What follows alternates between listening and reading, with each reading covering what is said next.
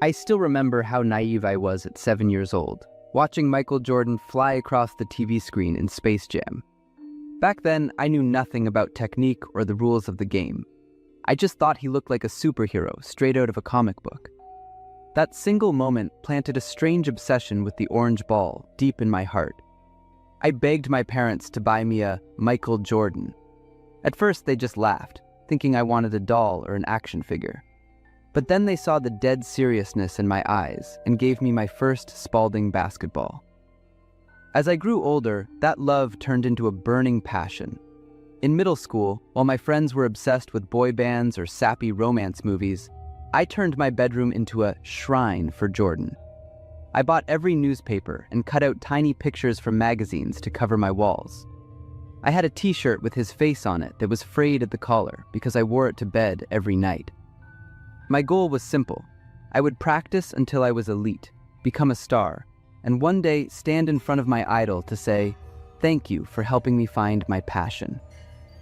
During my final year of middle school, the pressure from the school team weighed heavily on me. A big game against our rivals was coming up, and I trained like there was no tomorrow. I was always the last one to leave the court, long after the janitors started grumbling about me shooting hoops instead of going home. One afternoon, while walking home exhausted after practice, I stopped dead in front of a hobby shop. In the window was a Michael Jordan poster that was almost life-sized. It captured the moment he leaned in for a dunk, muscles tensed, a picture of raw power and beauty. My heart hammered against my ribs just looking at it. The desire to own it was so strong that I completely forgot about the traffic lights and started to cross the street. A loud car horn blared right next to me, making me jump, but in that moment, the only thing in my head was that poster. Stepping inside, I was annoyed to find a long line. I stood fifth in line, my eyes locked on the last two posters remaining on the shelf. I prayed silently, "Please, don't let anyone buy it, please." Right then, a girl walked in. She looked like she stepped straight out of a movie about the Manhattan elite. Without glancing at the line, she marched straight to the counter, slammed a stack of cash down, and pointed at my poster. "I'll take this," she said. I couldn't hold it back. I yelled, "Hey, I've been standing here for an hour. You have to wait in line." She turned around, looked me up and down with total contempt, and smirked. I'm not in the habit of waiting for things I want. That sentence was like a match to a haystack. I started shouting, and the commotion drew everyone's attention. The crowd began to murmur, and a few people took my side, forcing the clerk to take the poster back from her. The girl stood frozen, her face flushing bright red from being shamed in public. Before she stormed out, she shot me a look of pure hatred. I didn't care. I was too busy holding my prize. I walked out of the store feeling like I had just won a championship. I held the rolled-up poster tight against my chest like a treasure. I stood at the crosswalk, waiting for the light to turn green. Suddenly, a hand reached from behind and ripped the poster out of my grip. Instinctively, I spun around to grab it back, but at that exact moment, a violent shove slammed into my shoulder. I stumbled and fell right into the middle of the road, directly in front of an oncoming car. In that split second, I saw the girl from the store standing on the sidewalk. She was holding my poster, and her lips curled into a sinister smile. That was the last thing I saw before the world exploded. Crash. The car sent me flying. I felt myself hover for a heartbeat before hitting the pavement hard. Before the pain could even register, another flash of light came from behind. A second car couldn't brake in time and ran directly over my legs. I heard the sound of my bones shattering under the weight of tons of steel. I didn't have time to scream. I didn't have time to feel anything else. Darkness swallowed me whole. I woke up to the sharp smell of antiseptic in the hospital. My parents were sitting there, looking 10 years older overnight. I tried to move, but something was horribly wrong. My lower body felt completely empty. No feeling, no response. The doctor told me my legs had been completely crushed. The WNBA dream, the dunks, the cheering crowds, it all died on the asphalt that afternoon. I fell into a deep hole of despair. I didn't want to go to school. I didn't even want to look at a basketball. I switched to homeschooling. I stayed locked in the room that used to be covered in Jordan posters, but now every picture felt like a knife wound. I tore them all down and ripped them to shreds. Years have passed. I still sit in this wheelchair, looking out the window. That girl was caught, but thanks to expensive lawyers and her first-time offender status, she only got probation and some community service. A pair of legs and an entire future traded for a few pages of legal documents. Michael Jordan is still a legend, but I never have the courage to watch a game anymore. I accept my life now, but I will never forget the day a dream was stolen simply because of the selfishness of a stranger. My name is Randy. I'm 30 years old now and live in Seattle. I want to tell you about a lesson I learned 12 years ago, back when I was at that age where impulsiveness always outweighs common sense. It all started after my best friend Anthony and I finished watching the movie Dawn of the Dead. In a rush of adrenaline, Anthony turned to me with his eyes lit up. $100. I bet you $100 we can survive the night in Walmart without getting caught. Anthony used to work part-time at Walmart, so he acted like a total pro. He claimed to know every camera blind spot and every gap in the security guard's schedule. The plan was simple: sneak in right before midnight, hide inside a large wardrobe in the furniture section, and wait until the store was completely locked down. I should have shaken my head. I should have told him it was one of the worst ideas ever. But at that age, I wasn't thinking clearly. Yeah, let's do it. It was already 10:30 p.m., so we headed out immediately to get there before Walmart closed. We arrived close to 11 p.m. Anthony led me straight to the furniture department, where they had the display wardrobes. "Get in here," Anthony whispered, pulling open a wardrobe door and climbing in. "There are no cameras in this spot. Just stay quiet until the employees leave." The two of us squeezed into the cramped space, trying not to make a sound. Through a tiny crack in the door, I watched the staff clean up, check the inventory, and slowly head out. The main lights eventually dimmed. The closing chime echoed through the building, followed by total silence. After waiting about an hour, we carefully pushed the doors open. "We're good," Anthony whispered as he climbed out first. I followed him, feeling a mix of nervousness and excitement. Walmart at night feels massive and very eerie. The dim glow from the emergency lights cast long, flickering shadows that looked like something straight out of a horror movie. We wandered around the store for a bit. We messed around with some products and joked around, eventually making our way toward the warehouse area in the back. There was a staff-only sign hanging on the door. Anthony looked at me with a smirk. "Since we're already breaking the law, might as well go all the way, right?" He pushed the door open. Inside was a long hallway lit by a few flickering fluorescent bulbs that made the place feel even creepier. The smell of cardboard boxes piled high filled the air. Our footsteps echoed loudly on the concrete floor. As we were looking around, a sound made us jump. At first, I thought it was just a machine, but the sound was steady and rhythmic. I grabbed Anthony's sleeve and whispered, "Do you hear?" He nodded, his face turning pale. We stood frozen. As we listened closer, we realized it was the sound of footsteps. We signaled each other to keep moving. We turned a corner, and the footsteps grew louder and closer. I started to panic. I turned to my side and realized with a shock that Anthony was gone. "Anthony?" I called out softly, my heart thumping. There was no answer. I ran back the way we came and suddenly heard a groan. I rushed toward the sound, my heart feeling like it was going to leap out of my chest. I found Anthony curled up on the floor, clutching his stomach. His white t-shirt was soaked in blood. I frantically tried to help him sit up, stuttering as I asked him over and over what happened. "Run," he wheezed, looking at me. He's still here." Then he passed out. Before I could process what was happening, I heard a noise right behind me. I turned my head and came face to face with a nightmare. It was an older man, unnaturally tall and thin. His face was a web of deep wrinkles, and his eyes were dull and lifeless. In his hand, he held a wood-splitting axe. The blade was stained with brownish-red streaks that were still dripping onto the floor. "You boys shouldn't be in here," he said in a flat, emotionless tone. "I am the keeper of memories, and you just made them dirty." I didn't wait for him to say another word. I turned and sprinted as fast as I could back toward the main store. The old man didn't chase me immediately. He walked slowly, tapping his axe against the metal shelves, creating a rhythmic clanging that echoed through the entire store. I hid behind a row of toy shelves, gasping for air. His voice drifted from a distance as he prowled the aisles.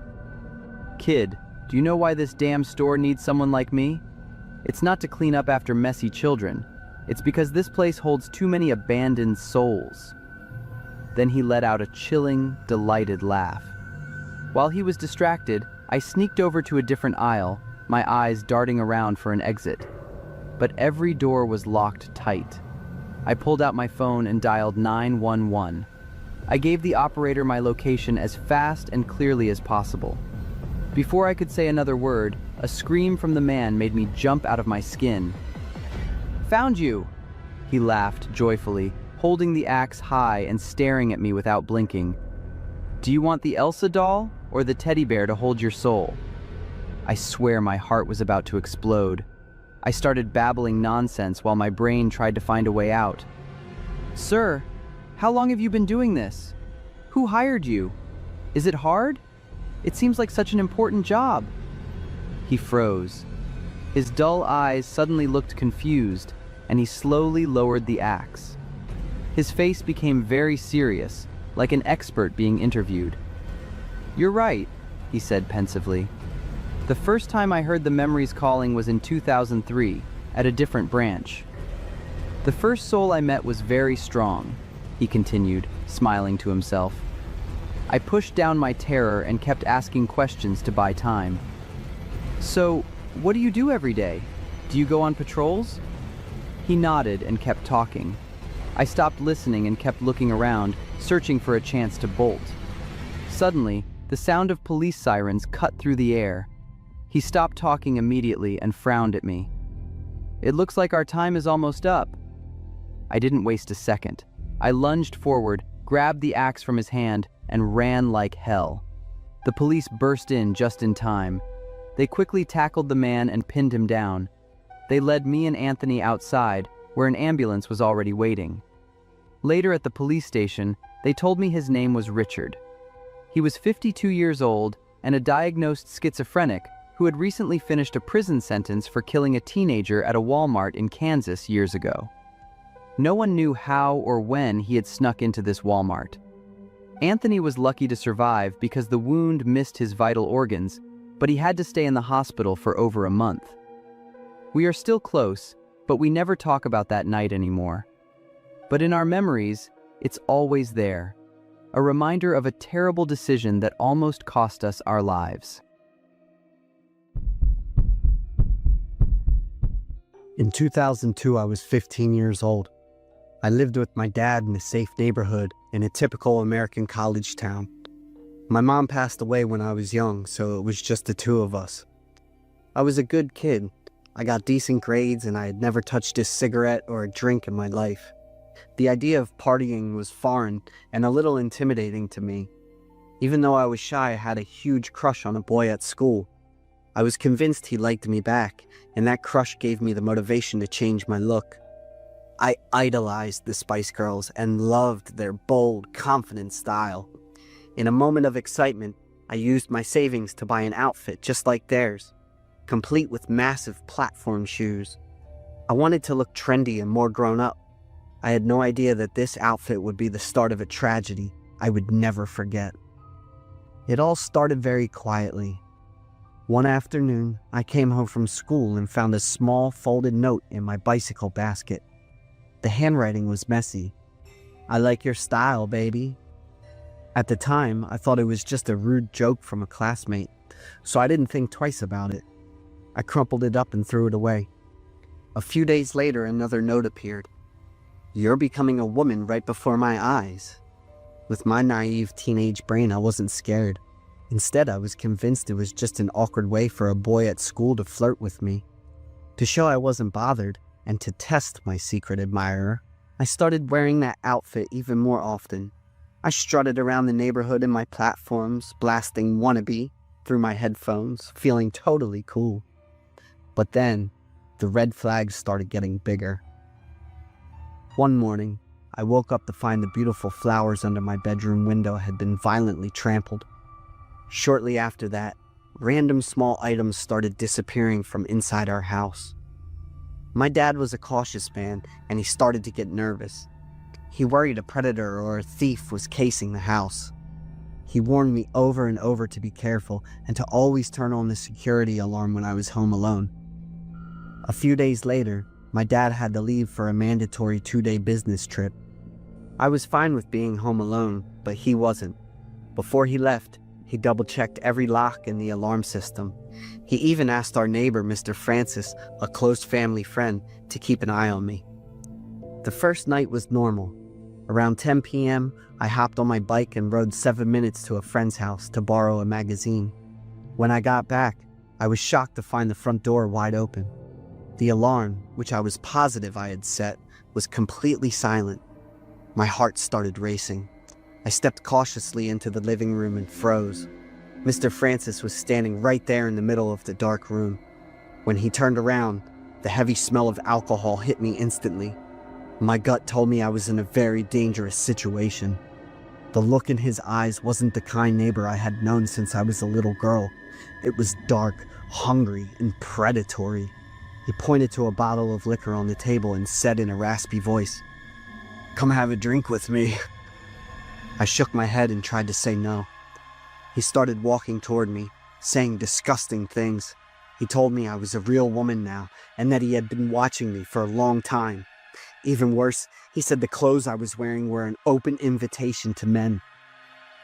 "I'm a good guy. I'll be gentle with you," he said with a terrifying smirk. I backed away toward the front door, hoping to bolt outside, but he was faster. He reached out with his huge hands and grabbed my arm, yanking me back. He was so strong I almost collapsed. "Don't play hard to get, brat. Nobody likes a tease," he growled. As I struggled to get away, he laughed and started shaking me like a rag doll. I realized I was no match for a grown man who was drunk and out of his mind. If I kept fighting, he would just get more violent. I quickly came up with a plan. I tried to act like I was giving in. "Okay, I agree." He paused for a second and smiled triumphantly. He loosened his grip, stroked my hair in a sickening way, and dragged me toward the bedroom. I kept playing the part. When he threw me onto the bed, I was panicking, but I forced myself to finish the act. "Wait, you have to lock the front door and set the alarm. I don't want anyone to interrupt us." Thank God I thought of that. He fell for it. He pointed at me and ordered, "Don't you move," then turned and walked out. I didn't waste a second. I lunged for the bedroom door and locked it as fast as I could. Looking around, I realized I was in my dad's room, not mine. My room had a big window I could use to climb onto the garage roof, but my dad's room had no exit. Luckily, there was a landline phone on the nightstand. In my panic, I forgot the number for the police. The only number burned into my brain was my dad's work cell. By some miracle, he picked up immediately. I whispered through my tears, telling him what was happening. My dad stayed calm and used the second phone to call the local police. "Don't hang up, honey. I'm right here with you." His voice came through the receiver like a lifeline. Outside the door, Francis realized he'd been tricked. He started throwing himself against the door. I heard the screeching sound of metal. He was using a screwdriver to pry the lock open. "You're going to pay for that. I'll gut you like a fish if I get in there." The sound of him slamming against the wood made my heart feel like it was going to jump out of my chest. Every crack of the wood felt like death was getting closer. Just when I thought the door was going to give way, I heard a loud crash in the living room. The police had arrived. The sounds of the fight outside were horrific. Furniture being flipped, grunts, and the sounds of a struggle. I didn't dare open the door until the police confirmed it was safe. That event left a psychological scar that has never healed. A man I had trusted and cared for since I was a child had been plotting something disgusting against me. It created a wall in my heart that makes it hard for me to trust people even today. Mr. Francis's wife filed for divorce immediately after. She told me through tears that the real reason she had refused to have kids with him for decades was because she always felt something was off. She was afraid that children would never be safe under the same roof as him. A woman's intuition was right. She just couldn't stop the monster from showing his face sooner. Now, as I tell this story, Francis has passed away. I'm honestly glad he's gone. The world has one less evil person in it. I finally found a little bit of peace after all these years of being haunted. I met Marcus early last year. He was a skydiving instructor, which was the most unique job of anyone I'd ever known. Honestly, that's probably why I was so drawn to him from the start. Marcus was tall, had a great smile, and possessed that carefree vibe typical of people who spend more time in the clouds than on the ground. He spoke calmly and always looked you right in the eye. Our first date was at a small coffee shop. We sat near the window and talked for hours about his most memorable jumps, the feeling of fear, and the addiction to adrenaline. Before I met Marcus, I had actually gone skydiving a few times myself. I wasn't a total rookie, so when he talked about his job, I wasn't just listening with blind admiration. I could follow the conversation. That made everything feel much more natural. It wasn't just him trying to impress me. It felt like two people truly sharing the same passion. Our second date was dinner. It wasn't anything fancy, but it was enough to make me think I was entering a really exciting relationship. Marcus was as charming as ever. I started to think that maybe I had finally found the right guy. At the end of the second date, Marcus looked at me with an adventurous glint in his eyes. "Do you want to try a night jump? The feeling is completely different, and since I'm an instructor, it's on the house." I had never done a night jump before, but I said yes almost instantly. When I got home, I even texted my best friends to brag about dating a skydiving instructor and how I was going to get a free night jump next week. I liked him a lot more than I realized. The night of the jump, we went to a small airfield on the outskirts of the city. The wind was blowing, carrying the smell of fuel and metal. I put on my jumpsuit, strapped on my helmet, and checked my gear, just like I had done in the past. Everything seemed normal and followed the standard procedure. The only difference was how dark it was and how cold the air felt. But there was also something in Marcus's eyes that I couldn't quite put my finger on. He was still smiling and talking, but every now and then, his gaze would go strangely empty, as if his mind was somewhere else entirely. For a tandem jump, I was strapped to the front of Marcus. My back was pressed against his chest, and the harness was pulled tight around my shoulders, hips, and thighs. But that night, I felt an unshakable sense of anxiety. The plane took off, vibrating slightly as we climbed. I looked down and saw nothing but a vast expanse of darkness. There was no clear horizon, no beautiful colors like during the day, just blackness and tiny dots of light. The romantic vibe of the night made me quiet for a moment. I even told myself I had made the right choice by coming here with him. The plane reached the jump altitude. The signal light turned on and the door slid open. The freezing wind rushed in, making me flinch. We shuffled toward the open door. I looked down into the pitch-black void and took a deep breath to steady my nerves. Marcus stood right behind me, his mouth close to my ear. I thought he was about to give me a countdown or a final reminder about my landing form. He didn't. Instead, his voice whispered into my ear, cold and flat enough to make my skin crawl. "I like you so much, Skylar. But I'm tired of living. I just cut the parachute cords, and I'm taking you down with me." My brain processed those words in less than a second. Then, Marcus lunged out of the plane. I didn't have time to scream or react. The wind began to roar, the air pressure slammed into my body, and the massive darkness swallowed everything.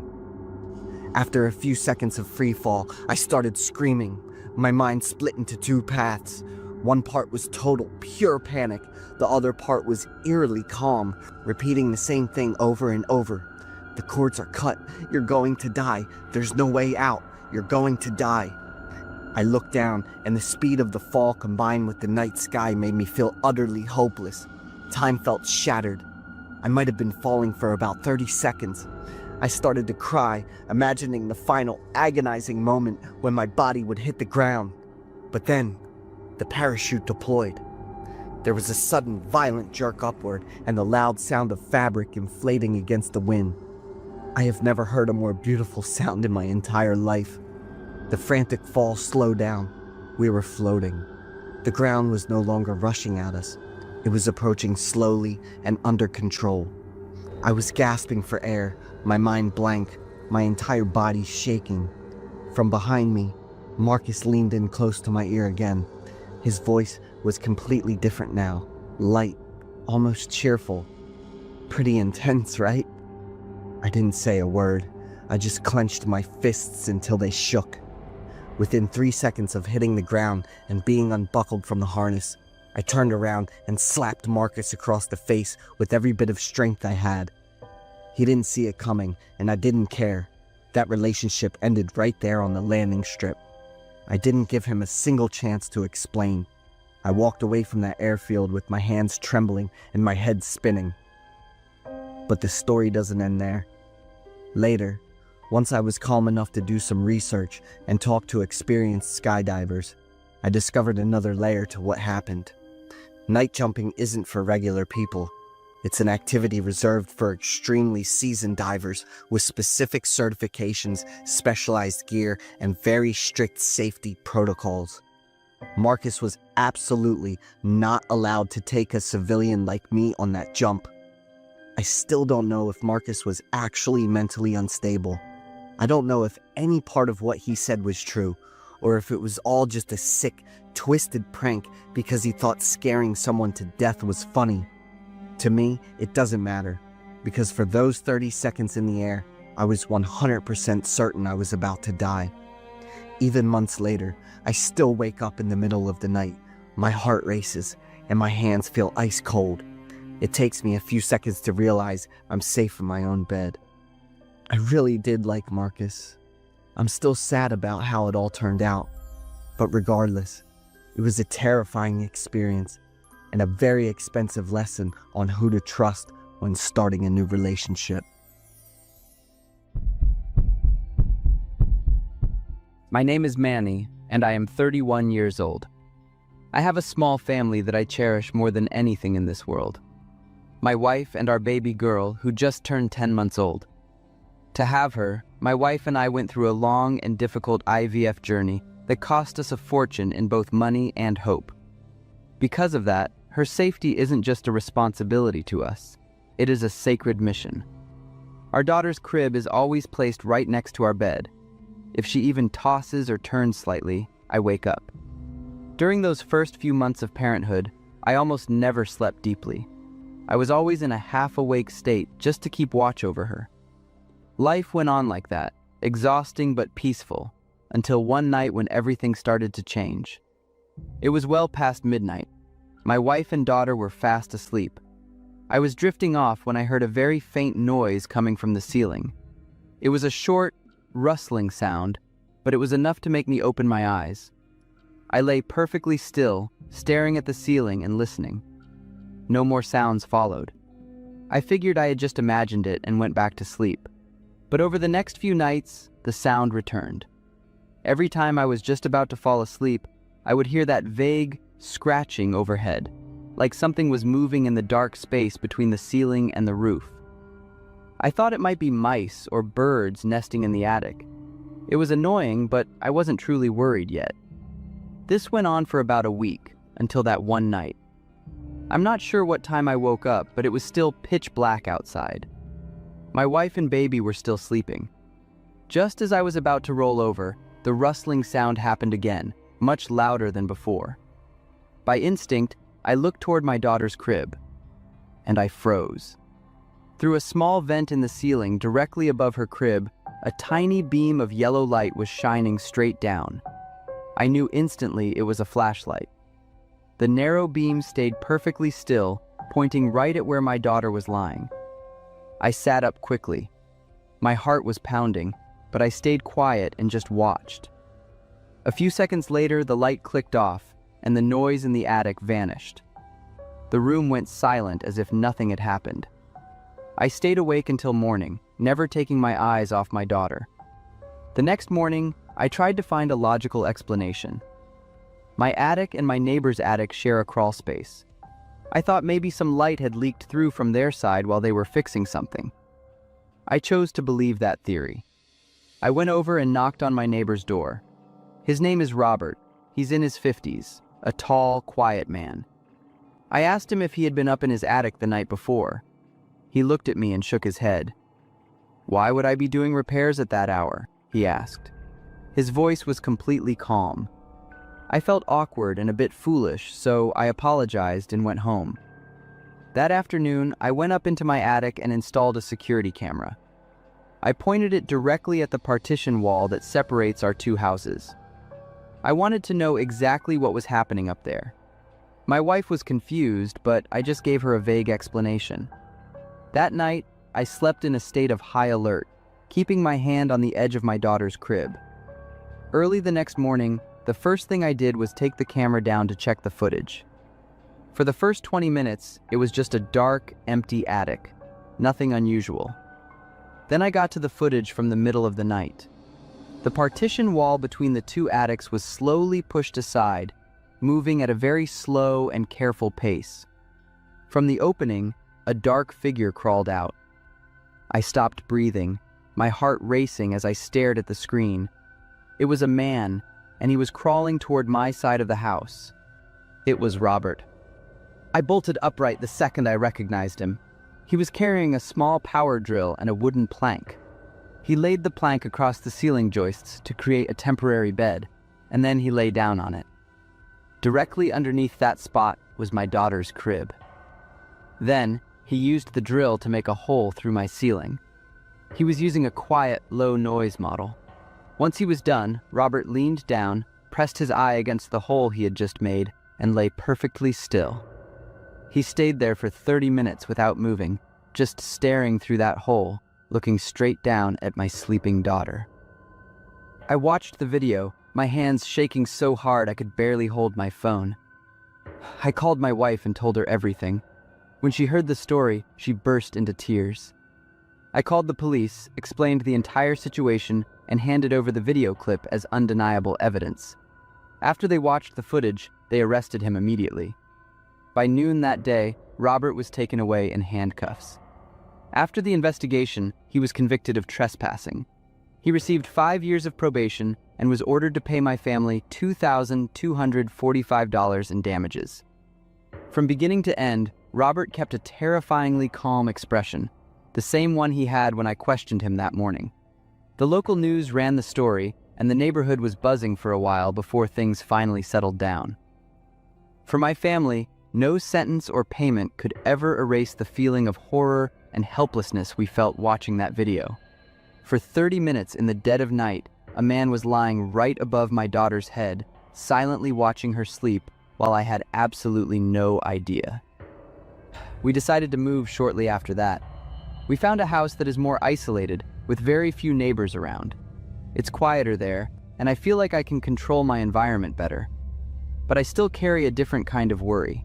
Eventually, my daughter will grow up. She'll have to go to school, make friends, and step out into a big world where I can't always stand in front of her. I can change houses and environments, but I can't lock her away from society forever. I want her to grow up normally, to fit in and believe in the goodness of the world. It's just that ever since that night, I've been haunted and overprotective. I know I'm being too careful, and I'm trying my best to work on it. I'm Elaine, 32 years old, and a busy single mother with a 7-year-old daughter, Mia. I'm happy with my current life. My career is on the rise, so I'm very busy. But financially, I'm comfortable. Mia is a well-behaved, thoughtful, and incredibly warm-hearted little girl. I plan to work hard for another 7 or 10 years, and then retire early to live a happy life with my daughter. I know Mia feels sad because she doesn't get much attention from me, but she has never complained or blamed me. She always gets high grades, behaves appropriately, and takes care of herself without me needing to remind her. Thank you, Mia. Thank you for being there and walking this journey with me. I hugged my daughter tightly and broke down in tears. I've really missed you so much, I whispered. Mom, I'm still here, Mia asked, causing me to startle. What I mean is, I really miss you when I'm at work. My daughter and I don't sleep apart. Having her by my side makes me feel more at ease and helps me sleep much better. One morning, on the way to take Mia to school, I gave her $50. Sweetheart, I have a late meeting today, so I won't be able to make dinner like I promised. I'm sorry. Mia looked at me and smiled softly. This is money for my dinner, right, Mom? She took the money. I'll go to Chick-fil-A and I'll invite my friends to join me. I'll wait for you to come there. Chick-fil-A, I muttered, stunned. Remember what I told you and call me if anything comes up, I reminded my daughter before saying goodbye at the school gate. Mia also likes Chick-fil-A, which makes me feel closer to her and love her even more. That evening, I picked up Mia at 9 o'clock, by which time the store was about to close. I'm so sorry. You've been waiting a long time, haven't you? It's okay. I had a great time. My little girl always smiles like that. Who did you have dinner with? Bethany or Santa? Those two didn't come, Mom. I made a new friend. She's very beautiful. Is that so? She had eyes like you, Mom. I smiled at Mia. What's your new friend's name? She didn't introduce herself, and I forgot to ask. But she promised she would visit me next time. Seeing my daughter's happiness made me feel more at ease as well. The next morning, I had plenty of time, so I cooked breakfast for Mia. As I was preparing a little salad, I heard my daughter talking. Do you like this egg dish too? My mom cooks it really well, right? Mia, I called my daughter. Who are you talking to? Carrying the plate of salad to the dining table, I saw my daughter sitting alone. My friend. She said the eggs you made are really delicious. Your friend? Where is she? Why did she come to our house so early? I asked, quite puzzled. She just left, Mom, Mia said cheerfully, then continued eating her breakfast. I didn't ask her any more questions, quickly finished my meal and got ready to go to work. But gradually, I realized that the friend Mia was talking about was someone only she could perceive. One day when I picked Mia up from school, her teacher kindly asked to speak with me privately. Mia has been showing signs of distraction lately. She doesn't focus and often talks to herself, just so you know. I was very surprised. I looked over at Mia, who was waiting in the distance. She was indeed smiling and laughing, but she was all alone. I thanked the teacher and promised to keep a closer eye on Mia's situation. I didn't rush to ask Mia, but silently observed her instead. In the evening, when I returned to the bedroom, Mia was sitting on the bed with a few dolls. She held one up, smiled, and whispered, "Do you like it?" I tapped lightly on the door so I wouldn't startle her. "Aren't you asleep yet?" "Mom, she's here. She said she wants to visit you." I shuddered, froze in place, and quickly glanced around the room. "Mia, what are you talking about?" "She's here." Mia jumped up and pointed towards me. "Right next to you." "Mia, stop it right now," I shouted, feeling panicked and raising my voice a little. After a few seconds to calm down, I gently asked, "What's her name, Mia?" "Her name is Mia too. She looks just like you, Mom."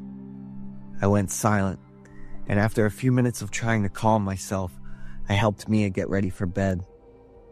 After Mia had fallen into a deep sleep, I rushed to the closet, grabbed the Ouija board, and asked myself, "Mia is still in this house, right?" The answer left me stunned, and I burst into tears. So my daughter has still existed all this time. She is the Mia I gave birth to, but lost when she was 5. The girl I have now, with a name and appearance so similar, I have adopted as my daughter. I hugged myself tightly, a mix of longing and pain flooding over me, unsure if I was strong enough to face this truth. But now, I know I must protect and love both children, the one in my heart and the one in my arms.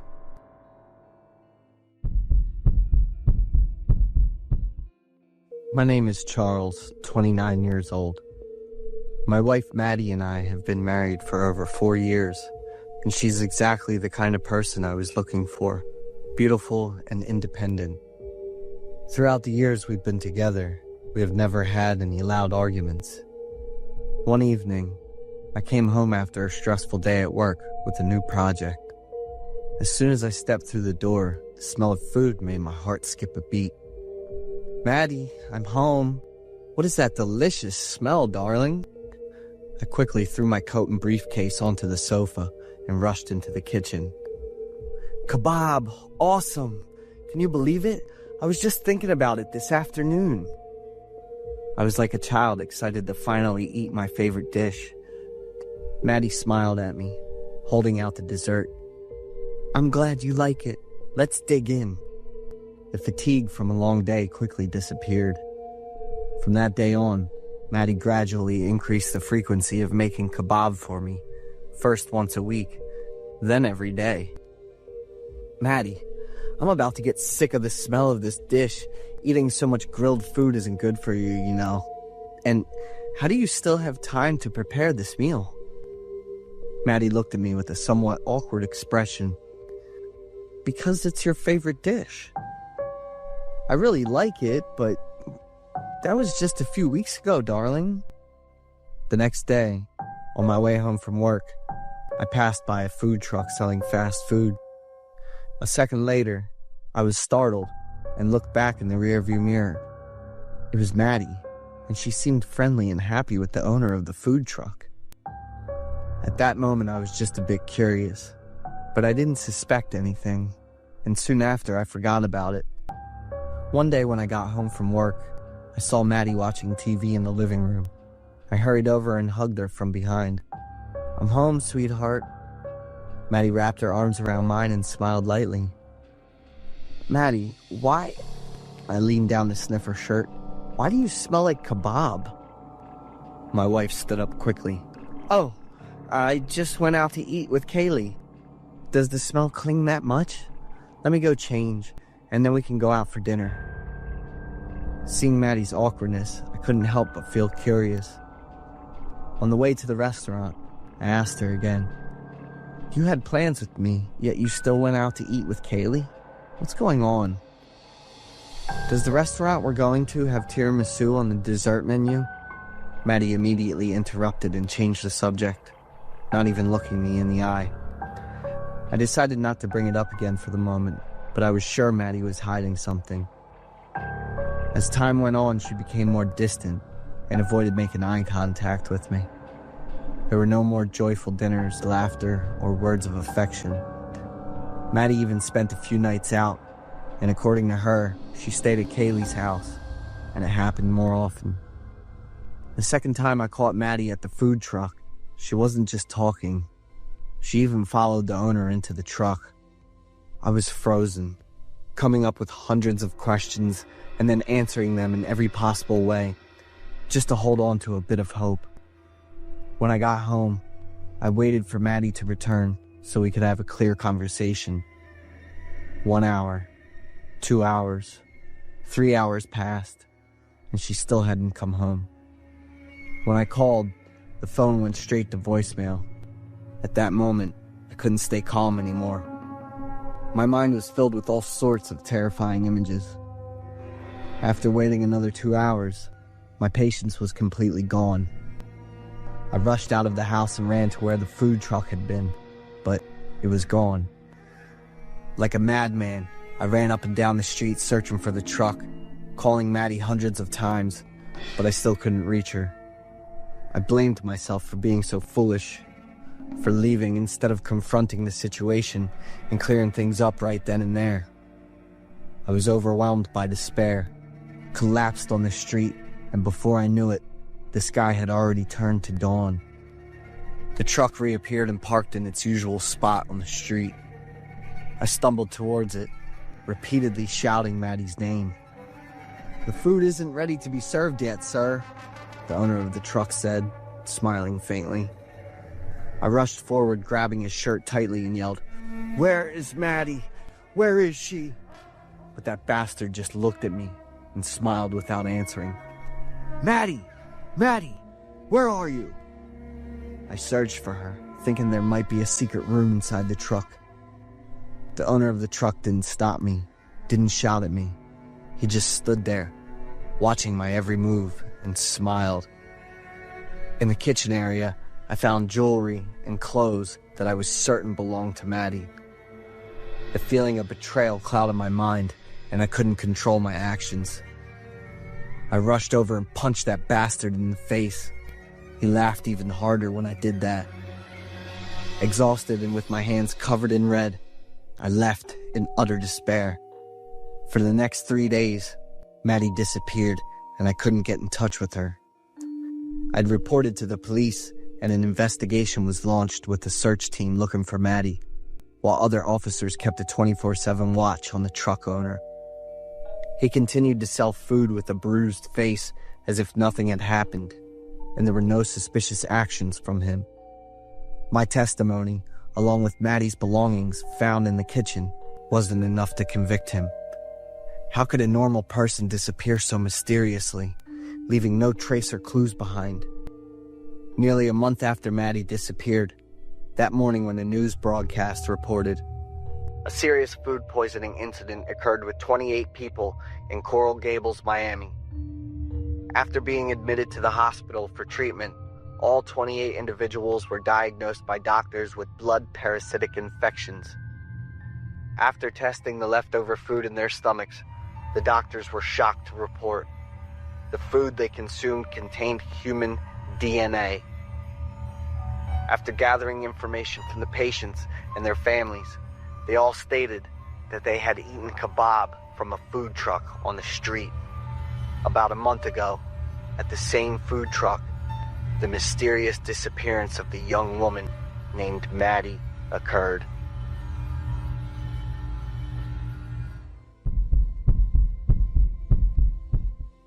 I'm Lewis, 37, working in medical aesthetics. I've got 2 spots, one in Dallas and one in Houston, Texas. So this story isn't about me. It's about a friend who works in the same field, and yeah, I kinda had a hand in that whole mess. My friend Joey, straight up the most naturally gorgeous person I've ever met. Joey's 2 years younger than me. His parents wanted him to be a lawyer, but he bailed on that and jumped into construction on his own. He's doing pretty great, making bank off big and small construction gigs. No doubt, Joey's good looks have totally helped him land those deals. Construction work's tough with all the sun, wind, and dust, but it doesn't mess with Joey's looks. If anything, it makes him even tougher and more good-looking. The cash he's making isn't enough to keep up with his wild nights at bars and clubs.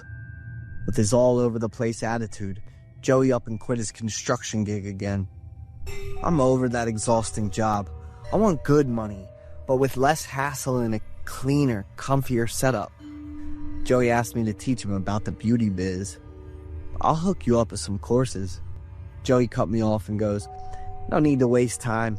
I'll just come to your clinic to learn."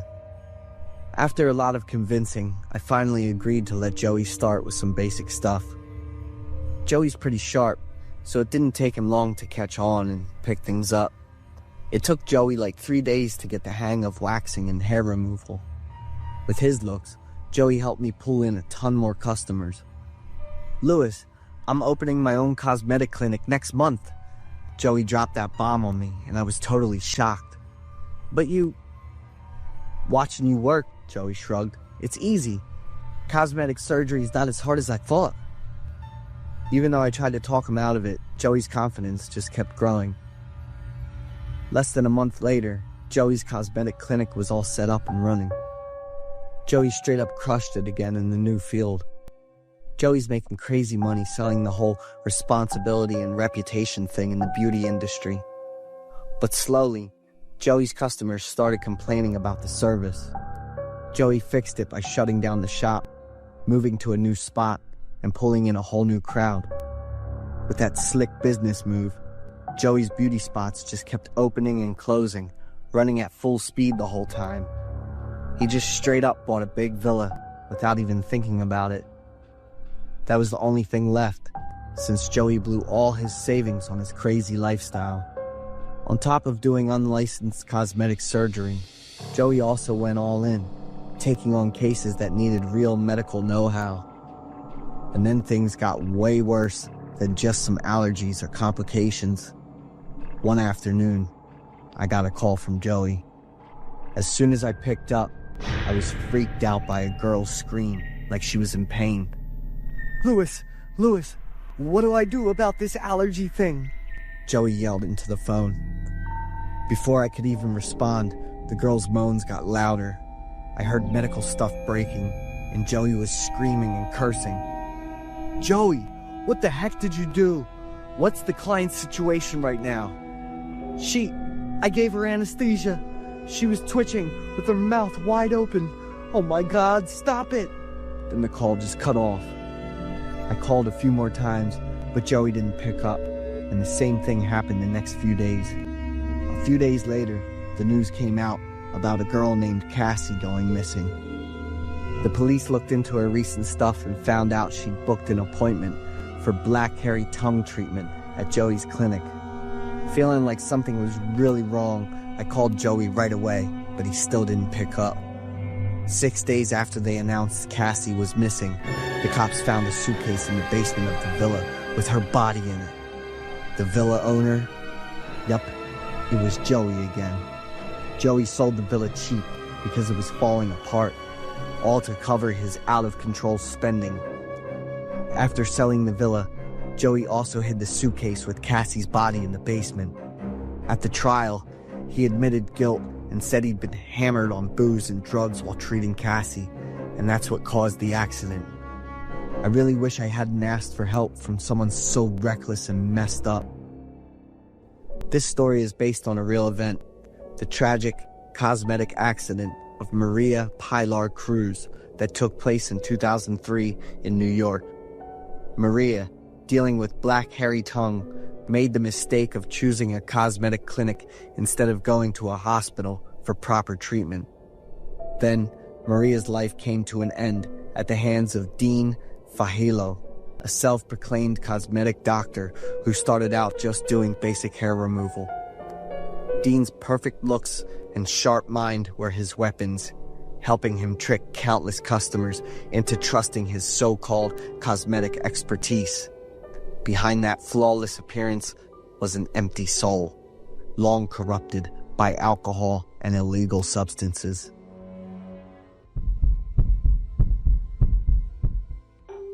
I'm Francis, 40, and I fly for the Air Force.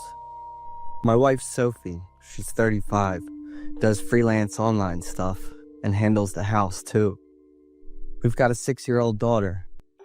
Being an Air Force pilot's way less stressful and dangerous than dealing with my own crazy wife. Last year, I was stationed in Germany for a bit. Since I wanted us all to stick together, I brought my wife and kid along. At first, being in a new country felt weird, but things settled down pretty quick. It's also a chance for my wife and kid to soak up the life and culture in a beautiful country. I'm into coffee. Not like addicted or anything, but especially the stuff I make myself. I'm all about Starbucks Pike Place Roast. Every night, I brew some coffee so it's all set for the morning. I've had that habit since I first started working, and I've kept it up.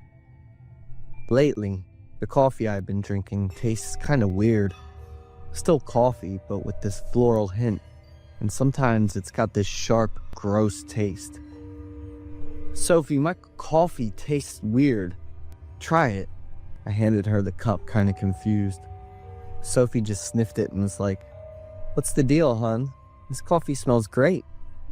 She handed the coffee back to me and went on making breakfast for our daughter. I didn't think much of it, just took another sip and went to work. But that weird taste started bugging me more and more, messing with my stomach and nerves. "What are you doing?" Sophie asked when she saw me, just standing there staring at the coffee package. I checked the ingredients and the expiration date. Everything's good, but the taste is off. I think I need to switch the coffee. My wife nodded and left while I made the coffee. The next morning, Sophie handed me the coffee and fixed my uniform. "Why aren't you drinking it? Just staring at it." I'm wondering why it's got so much foam." "Alright, it's fine." Sophie gently pushed the coffee towards me. "Have a good day at work." She kissed me on the cheek after I finished. The strong taste that stuck in my mouth after the coffee had me feeling off all day. That night I grabbed some chlorine test strips because I thought the water might be contaminated. The test showed the water was totally fine, which just left me even more confused. Thanks to my military training, I always stay alert and keep cool no matter what. Someone's gotta be messing with this. I bought a camera, the tiniest kind, set it up in the kitchen, and quickly figured out what was going on. Sophie was putting something in my coffee maker. I just kept an eye on Sophie through the camera for a few more days, not making a big deal out of it or anything. She opened the kitchen drawer, then the coffee maker, and all of it took less than 20 seconds. That night, I went home and filmed the whole process of testing the water with the chlorine strips. The water from the faucet was totally fine, but the water in the coffee maker, it turned purple right away. I was stunned for a few minutes, just feeling all sorts of things I can't even describe. For what? Did I make a mistake or something? Over the next few days, I kept pretending to drink the coffee just to keep recording Sophie's sneaky moves. Her sweet talk and all that fake caring stuff gave me the chills. Behind that sweet, warm smile, there was the look of a devil every time she saw me happily grab my coffee to head to work. I couldn't even eat the fancy meals she made, always feeling sick thinking if I was swallowing some kind of poison. But I kept telling myself to stay calm. Over a month later, I brought my wife and kid back to the US since my military service was ending. And that's when I decided it was time to call the police. I gave them all the camera footage as proof, but the police couldn't figure out what Sophie had put in the coffee maker. I had to step it up and buy more cameras, setting them up in the kitchen, laundry room, and other spots to get more evidence. Sophie's coffee recipe didn't take long to figure out. She went to the laundry room, grabbed some detergent, and poured it into my coffee maker. When I got home, I filmed myself cleaning the coffee maker for the 8th time, and there were still a ton of detergent bubbles floating up. I used the chlorine test strip again. Still purple. So I called the police, and this time, Sophie got arrested. After 9 years with my wife, I said goodbye, feeling pretty bitter about it. In 9 years, what did I do to deserve this from you? Is something missing in your life now, Sophie? We're done here. This story is based on a real case that went down in 2023. At the time of the incident, U.S. Air Force pilot Robbie was stationed in Germany with his wife and kid while serving in the military. All because she wanted to cash in on the life insurance, Robbie's wife Melody was willing to poison him. Melody had a dark plan. By slipping detergent into Robbie's coffee, she aimed to slowly poison him without leaving a trace. But with his military training, Robbie sensed something was off and set up hidden cameras all around the house. And in the end, the truth came to light.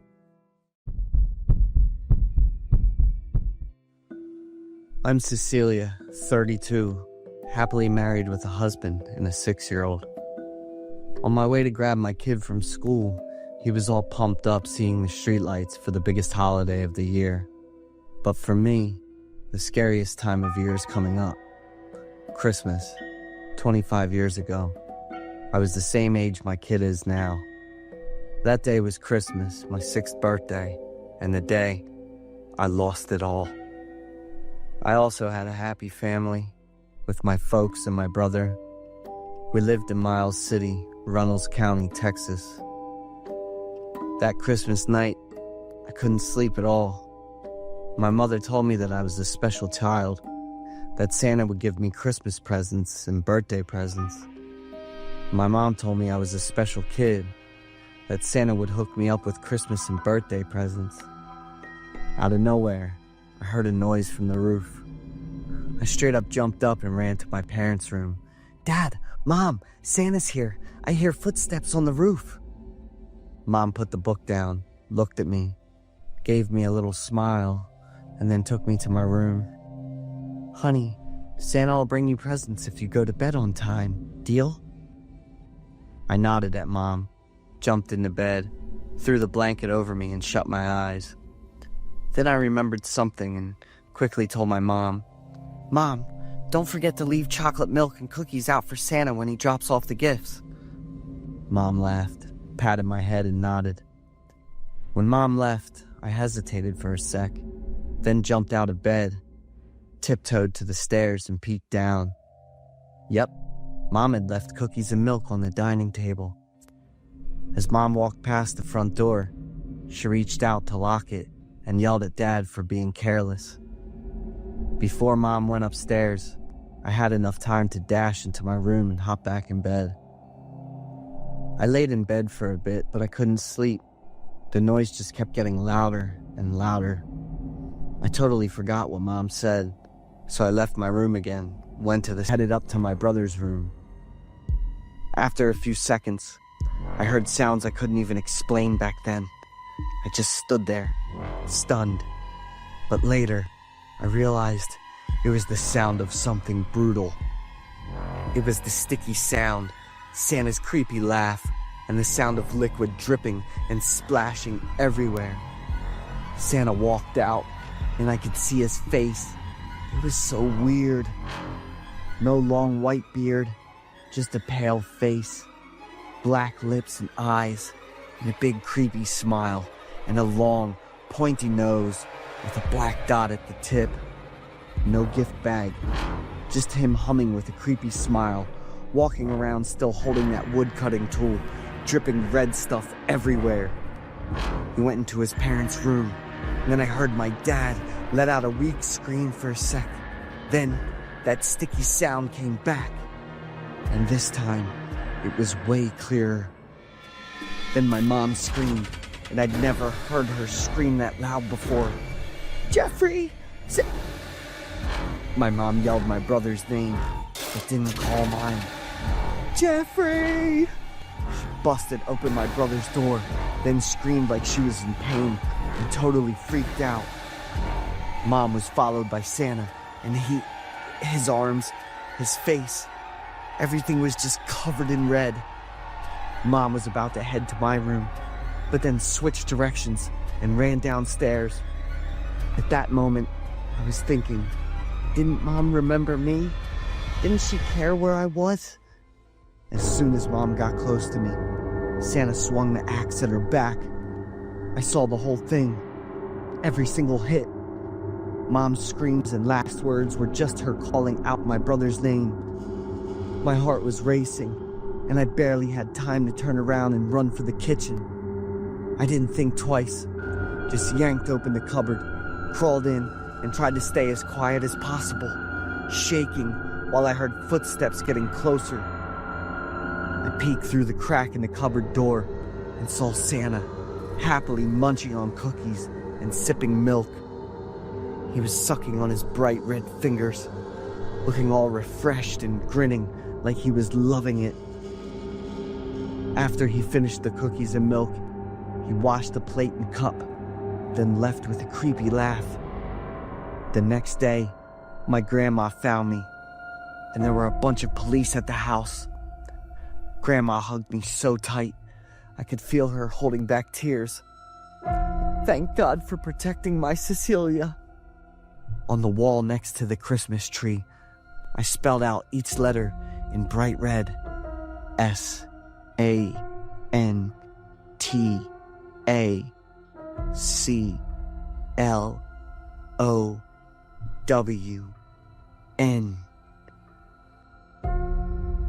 It's been 25 years, and they still haven't figured out who that Santa was. I get why my mom went into the room, and why she only called my brother's name. In that moment, my mom wanted Santa to think there was only one kid in the house, my brother. I was scared of the color red, scared of that guy in the red suit and black boots, scared of the noises at night, the footsteps, the sound of running water. I've never been able to forget or shake off the terror of that night. Thank you for watching until the end. As mentioned earlier, our goal of reaching 50,000 subscribers in 2026 is still ongoing. If you enjoy these stories, please give us a hand and support us.